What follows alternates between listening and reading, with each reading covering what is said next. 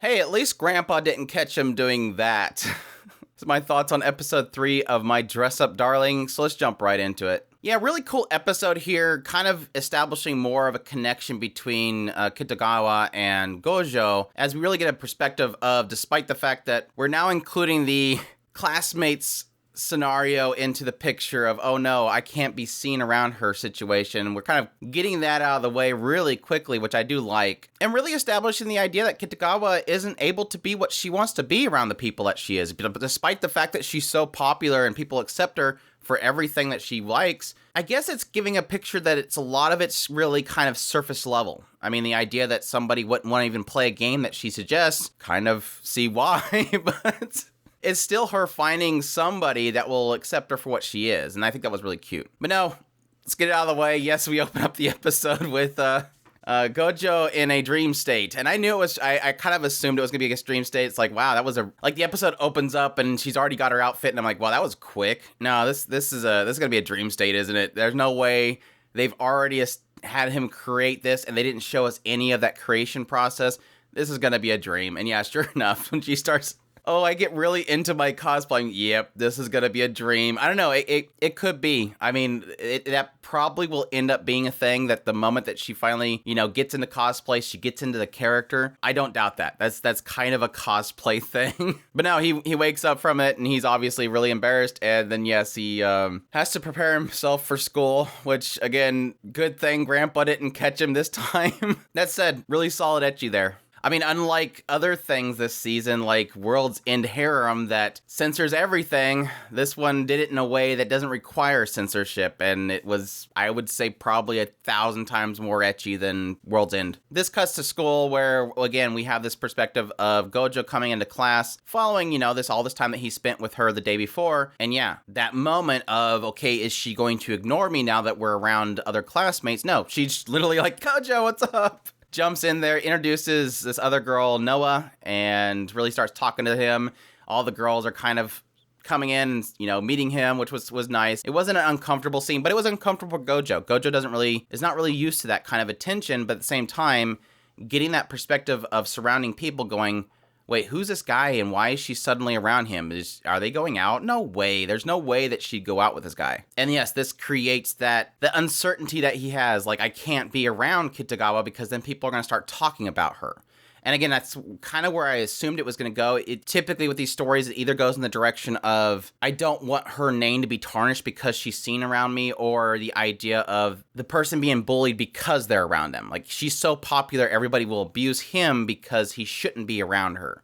But they took that first route. So yeah, he starts avoiding her every time she greets him until eventually she manages to corner him and say, look, if you got a problem with me, say it. Which I really liked that. It was like look, I thought we were friends kind of thing, like it isn't so much that she's the one that's alienating him. The popular one isn't alienating him. It's you're kind of alienating her. Look, everybody's going to start talking. She's like, I don't care. Okay, well, they're going to say that we're going out. She's like, well, then let's go out. Which was a joke. Well, obviously a joke, but still kind of dragging him out of that. It was really cute little kind of the way they showed that, having her pull him out of that corner, kind of pulling him out of his huddle state out into the open, kind of expressing that idea that, look, I don't care that we're seen together. But yeah, so when we go shopping and we find out just how, some of it is that she's kind of misinformed, but she doesn't really see the details. I really like this idea that, yeah, there's things like fabric, which obviously she's probably not going to notice a difference there. And he's like, look, glossy one versus this one's more thicker, it's more expensive, but at the same time, this is a prestigious school,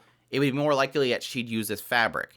And then even going when they go to the wig shop, she realizes through his kind of noticing it that the character that she loves so much, this character that she just absolutely adores, isn't the same hair color she thinks. It's more of a dark purple. She just thinks that it's black haired, which she really does appreciate the idea that, typically when I go out here to buy this stuff, I always buy the wrong stuff. And so having you here is a huge asset to me. I'm glad that you came with me. And yeah, eventually they have to end up getting undergarments, which she has to tease him in the middle of this store with. I love that whole idea that, they always have the store lady standing by. Whenever there's these kind of scenes, there's always a store lady standing by, and they're always kind of keeping to themselves. Sometimes they'll think like, oh, youth or something like that, but typically they're just standing by going, oh, these kids, I swear. But no, this This is the second, oh my gosh, scene of this episode. You have this, they go to the ramen shop and they come out and there's this lady like talking about the aw youth thing. These kids are having so much fun or whatever. I have to be busy working. And then sure enough, she's thinking like they're a typical high school couple. And as they're walking away, she's like, so so how far did you get into the game? He's like, I'm at that point where the guy's, oh my gosh, in front of the morning assembly and he can't stop doing something. And I'm like, oh gosh, dude, right? Just out in public, just blurting it out. And everybody's like, what the hell are they talking about? Yeah, the high schoolers are scary comment. That was the other one. There's the passerby is always the youth and the high schoolers are scary kind of thing. Or these kids these days are scary or something. Yeah, that was quite the statement to make out loud in public. But yeah, this Slippery Girls game, very interesting.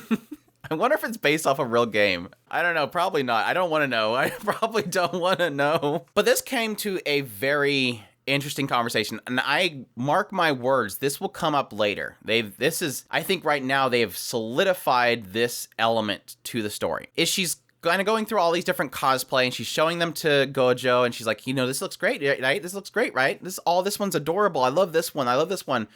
Notes the idea that she likes black-haired characters. But then eventually she goes, wait, why aren't you saying anything? Like, what? Do you not like this? And he's like, no. And it was interesting because I thought this was going to get into him talking about how he's uncomfortable with talking to people. Like, established right here, look, when I was younger, I seen these porcelain dolls and I really liked them, but then my friends exiled me for it.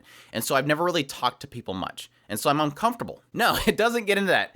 What it's getting into is establishing that Gojo has a high respect for saying something is beautiful. And again, I think, like, mark my words right there, we have solidified there will be a moment he will tell Kitagawa that she is beautiful and it will mean something. This is this idea of making not light of your words. Gojo is establishing right here that he doesn't just willy-nilly throw out, this is beautiful, this is beautiful, this is beautiful. And it's in contrast to Kitagawa, who is acceptant in the idea of going, oh, this is cute, this is cute, this is cute, this is cute. It's kind of like the idea of watering down the word love. When you say that you love things so much, like I love my phone, I love my new phone that I got. Love doesn't have as much meaning anymore. Because you say you love a lot of things. So rather than saying I like this, I like this, I like this, and then the one important thing you say, I love this, which makes it more important, it's establishing that with Gojo right now. He doesn't just throw in the word beautiful. He's seen this one doll, and it was beautiful to him. And granted, she kind of teases a little bit like the idea of, you must be a face person because obviously they doll them up. But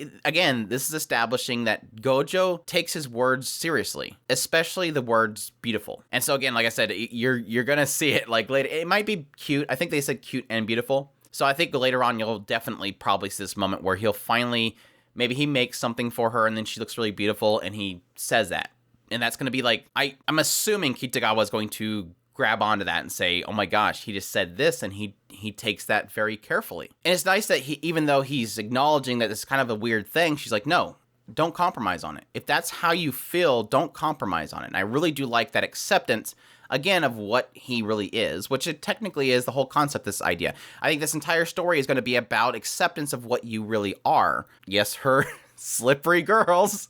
And her love of cosplay and things that she deems beautiful that others don't really kind of accept as well. And then Gojo and his viewpoint on what's beautiful and the dolls and dress up and outfits and stuff that he enjoys doing. Yeah, and in the final scene, we're really getting an idea that she's kind of spent pretty much all of her money, all this money that she worked hard to get just for this cosplay and everything like that, really kind of spent all of her work money. And she really is emphasizing the idea, look, don't be worried about me paying for your food and stuff because you gave me something. I really treasured this. It was a fun time. And again, hitting on that idea of him accepting what she likes. Normally people won't accept this game that she suggests. And yet you played it. And that's different than what she's kind of experienced before. And then, yeah, we have a near indirect kiss moment, which was dumb. You're thinking to yourself that I'm a pig. And he's like, no, that's not what I'm thinking. That's not what I'm thinking. But now at this point, we're pretty much establishing that, yeah, the next event that they're going to have that will be cosplay, that pretty much he needs to... It's pretty clear that at this point, we've established that outfit you're making, you got 2 weeks to make it. So yeah, that's not a lot of time. Based on what I know about cosplay, that's not much time. 2 weeks. Typically the stuff takes, I think depending on how complex it is, it can be a month to, shoot, several months. So 2 weeks isn't much time to work with. So he's got to get on it.